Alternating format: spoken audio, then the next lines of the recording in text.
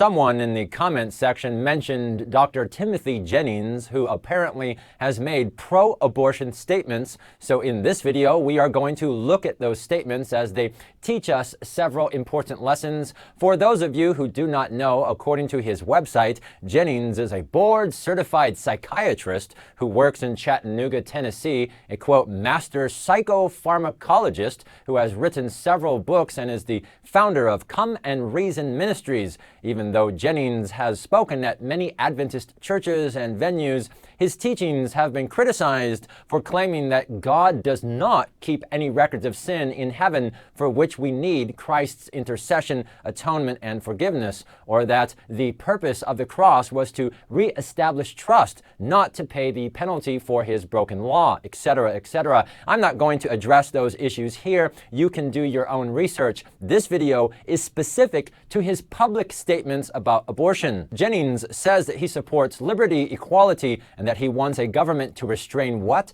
To restrain evil, not legislate righteousness. He also wrote that the God-ordained role of human governments is to restrain the activities of evil. Thus, human governments appropriately, notice his word, appropriately establish restraint upon those who would harm who? Harm others. However, in a video online, he said that Christians today in the USA on the abortion issue are trying to use the state to coerce people with the, quote, same method of burning people at the stake that was used during the Dark Ages to compel religious beliefs. Now, why would he frame the killing of children as a religious issue? That's a really good question, and we'll get to that. Here's some more. While many Christians believe abortion is murder, some Christians do not believe abortion is murder. Do we allow each person to be persuaded in their own mind, or do we seek to force our what? Notice his word, our beliefs on others. Again, he is trying to frame the killing of children as a matter of belief, but this makes no sense because abortion is a physical act of surgery used to kill children in utero, and as a physician, he should know that. An abortionist does not go into a woman's womb to destroy an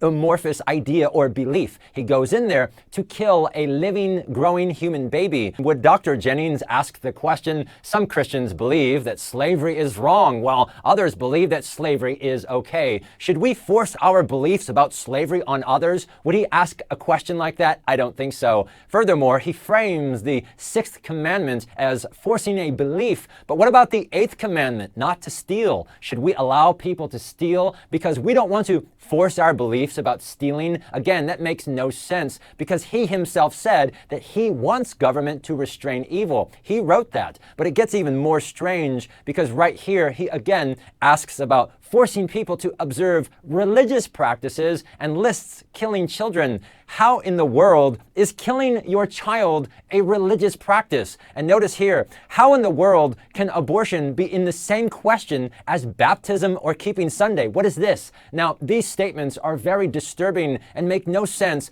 unless you are aware of the history. Remember that Dr. Jennings is a professing Seventh-day Adventist from North America. According to the official church journals, it is a documented fact that the Adventist Church accepted abortion in 1970-71 for the purpose of making money. But because church leaders knew that lay members would not accept this, they purposely kept this a secret for over 15 years. Later in the 1980s, Catholics and evangelicals began protesting the Adventist support for abortion on demand, and when the secrets were exposed in the international news, like here in the Washington Post, church leaders in North America became creative and began claiming that killing children was a religious act and therefore should be protected as a religious freedom. These are documented facts. So strong is this belief that Adventist church leadership in the GC appealed to the Supreme Court of the United States in the case of Webster versus Reproductive Health Services in order to block any restrictions on abortion. It is a matter of public record that the Adventist Church publicly argued that any attempt to protect children from violence was religious dogma. The glaring problem, however, is that no Adventist church leader or theologian has ever produced any evidence whatsoever why it is murder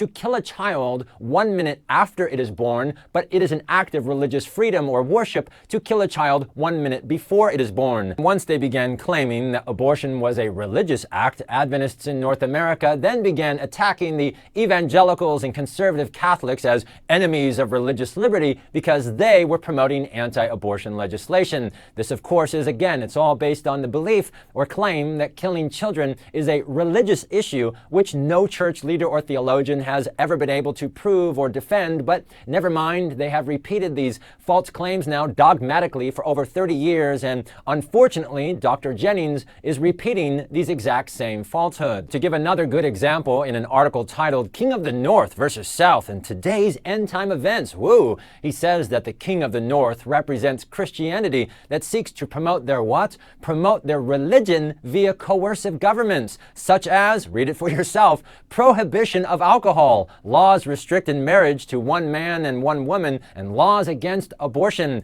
This isn't Photoshop. He really wrote this. Now, anyone who is even the least bit familiar with Adventist history will see the absurdity of this statement, because some of the loudest and staunchest defenders of prohibition against alcohol were Seventh-day Adventists. Ellen White wrote, "In our favored land, every voter has some voice in determining what laws shall control the nation. The advocates of temperance fail to do their whole duty unless they exert their influence by precept and example, by voice, pen, and vote in favor of prohibition and total abstinence. And let laws be enacted and rigidly enforced, prohibiting the sale and use of spirits as beverage." Incidentally, the Women's Christian Temperance Union was not only one of the most influential organizations supporting prohibition, but they went even further and began to agitate and advocate for Sunday legislation. And despite this, Ellen White still supported them on the question of temperance. In fact, just 1 year before the famous 1888 proposed Blair Sunday Law, Ellen White spoke at the 9th Annual Health and Temperance Association in Oakland, California, where she said, "This is the very work that must go with the three angels' messages. Whenever you can get an opportunity to what? To unite with the temperance people, do so." And check this out. How are we going to undeceive them unless by associating with them? You say they are going to carry the question right along with the Sunday movement. How are you going to help them on that point? How are you going to let your light shine to the world without what? Without uniting with them in the temperance question. And these people were openly advocating and petitioning for Sunday legislation, and rather than scare Adventists away with boogeyman fear porn, she told them to get close to them. You can do it. You have the ideas that they have never thought of, and this places you on vantage ground. Sarepta Henry was the national evangelist for the WCTU, but eventually she became seriously ill, was taken to the Battle Creek Sanitarium, where she was miraculously healed by prayer. She became an Adventist, and after her conversion, she petitioned the WCTU to stop their push for Sunday legislation. When her petition failed, Sarepta was going to give her resignation and quit, but Ellen White told her, "No, don't do that. The Lord does not bid you separate from the Women's Christian Temperance Union." As a result of her influence, many within the WCTU accepted the Sabbath truth, and the following year, the organization drew up a resolution favoring the amendment of state Sunday laws so that they exempted Seventh-day Sabbath keepers. This claim by Dr. Jennings not only contradicts our own history and the example and writing of Ellen White, but it also ignores their history on abortion. Adventist pioneers publicly condemned abortion as infanticide and as child murder, as an enormous and appalling evil. They condemned other denominations who supported abortion, and the pioneers publicly supported anti-abortion legislation. The 19th century crusade to outlaw abortion was led by Dr. Horatio Storer from the American Medical Association. The Advent Review and Sabbath Herald stated that the American medical profession have taken a noble stand. As guardians of human life, they are what? They are compelled to do so. Society owes a debt of gratitude to Dr. Horatio Storer. So in complete contradiction to Timothy Jennings as the Adventist pioneers unanimously and very publicly condemned abortion and supported anti-abortion legislation. He claims that the abortion issue could be used by Satan to trick Christians into using his methods to achieve their goals. Well, this is a huge problem, because according to Jennings, this means that the Adventist pioneers were tricked by Satan, and this also fails to explain how making murder illegal is a method of Satan. How does that work? If the government does not have the God-given right to protect life, then on what basis can it legislate against any other evil that affects one's quality of life? He is contradicting himself. Remember that Jennings said that it is appropriate, that's his word, it's appropriate for governments to establish restraint upon those who would harm others. But then he turns around and makes the completely opposite claim that it would be a satanic trick and religious imperialism to establish restraint upon those who would harm others. And to make it worse, in another article, Jennings claims that the Declaration of Independence voices our God-given right to life, that the right to life is not something that was thought up by Jerry Falwell or James Dobson. The right to life is a God-given right without which no other right exists. Adventists today, especially in North America, just love to claim to be staunch defenders of religious liberty, but this is entirely dependent on the right to life. If you have no right to life, then you have no religious freedom. When Jennings affirms here that the right to life is given by God, then out of his own mouth, by his own definition, the evangelicals, the conservative Catholics, and the Adventist pioneers are completely correct in opposing the killing of children. Jennings also makes the serious error of not only ignoring why abortion was made illegal in the first place, but claiming that the opposition to abortion is based on Catholic superstition or dogma. In his Sabbath school lesson here, he cites from the first two paragraphs of Tuesday's lesson and says, "This theological understanding underpins the origin of the anti-abortion movement." But if you read the actual lesson, speaking of the difference of sinful acts and sinful nature, it says, "We all are deemed sinners even before we sin." The widespread rite of infant baptism is linked closely with the acknowledgement of this belief. The idea is that a newborn child who dies without having been baptized will be lost eternally because the child is a sinner.